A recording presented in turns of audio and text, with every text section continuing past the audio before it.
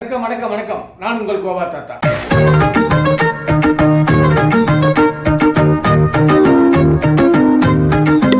வணக்கம் வணக்கம் வணக்கம். நான் உங்கள் கோவா தாத்தா. கோவா தாத்தா டைரியில் எனக்கு என்ன பார்க்க போகிறோம்னா சினிமா செய்தி தாங்க.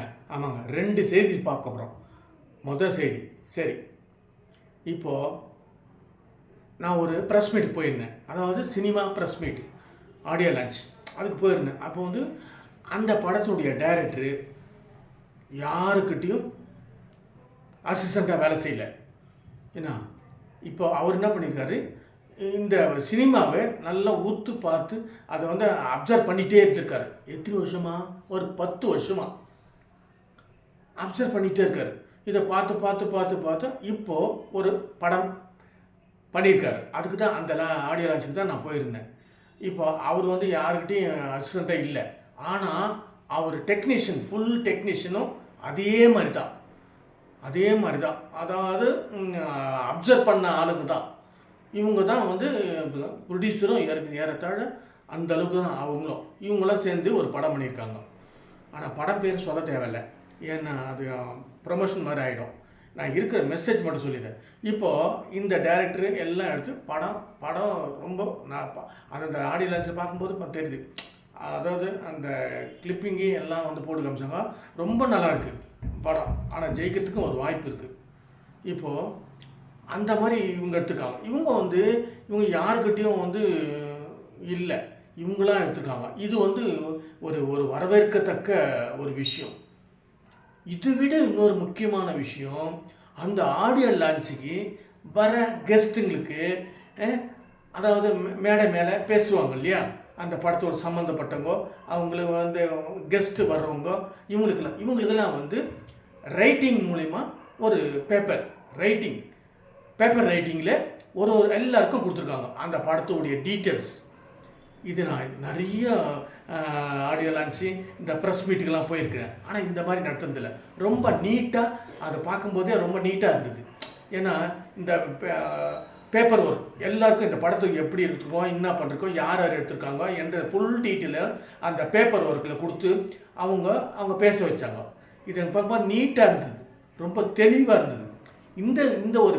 இந்த ஒரு விஷயத்தையே இது தெளிவாக இருக்கும்போது படமும் அந்த மாதிரி தான் தெளிவாக முக்கியமாக இதில் எனக்கு அதாவது 100% பிடிச்சது, ரொம்ப பிடிச்சதுன்னா அந்த படத்தை 20 டேஸில் முடிச்சிருக்காங்க ஷூட்டு. இது வந்து எனக்கு ரொம்ப பிரமிப்பாக இருந்தது. ஏன்னா இப்போ வர டைரக்டருங்க, புது டைரக்டருங்க நல்லா தெளிவாக இருக்கிறாங்க. முதல்ல இருந்த டைரக்டருங்க ஒரு படத்தை 250 நாள் அவங்க எடுக்காங்க. அந்த ப்ரொடியூசர் என்னத்துக்கு ஆகுறது? 150 நாள்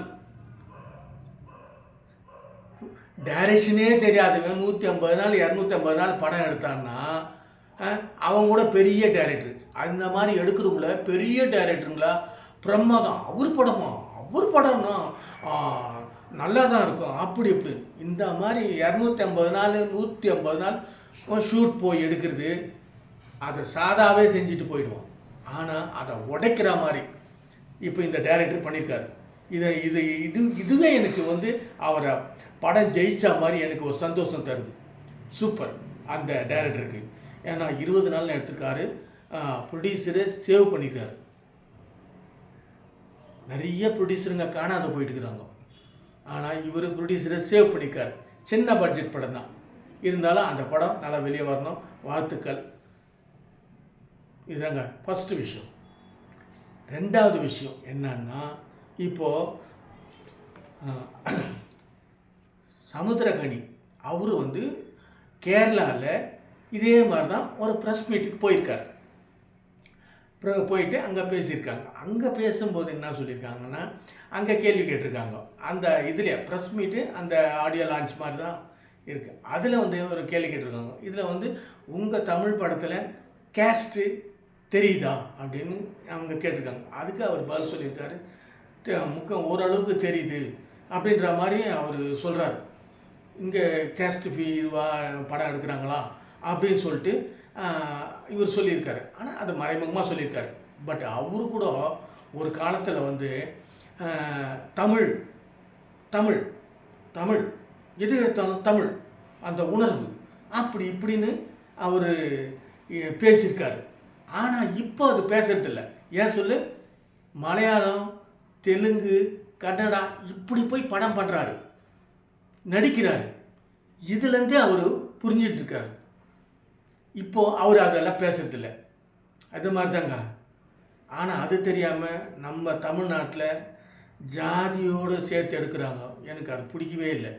அவங்க டெக்னீஷியன் கூட அந்த கேஸ்ட் இருந்தால் தான் கொடுக்குறாங்க, அப்படிலாம் எடுக்கிறாங்க. இதெல்லாம் வந்து என்னால் ஜீரணம் பண்ண முடியல. இதெல்லாம் இருக்கக்கூடாது அப்படின்றது எனக்கு. ஏன்னா தமிழ் சினி ஃபீல்டு மறுபடியும் சொல்கிறேன், என்ன அடி பாதாளம். மலையாளம் சும்மா சூப்பராக இருக்குது. ஒரு படம் மலையாள படம் வருமா அதை எதிர்பார்க்குறாங்க, தமிழ்நாட்டிலேயே எதிர்பார்க்குறாங்க. அந்த அளவுக்கு அந்த இண்டஸ்ட்ரியில் மேலே போகுது. நம்ம இண்டஸ்ட்ரியில் இந்த மாதிரிலாம் வந்து என்ன படம் எடுத்தால் இதுதான் ஆகும். சரி, இதுதாங்க என்னுடைய மனசில் இருந்த கும்பலை சொல்லிட்டேன். நம்ம அடுத்த வீடியோவில் மீண்டும் சந்திப்போம். அது வரைக்கும் உங்களது விடைபெறுவது உங்கள் கோவா தாத்தா. வெல்கம்.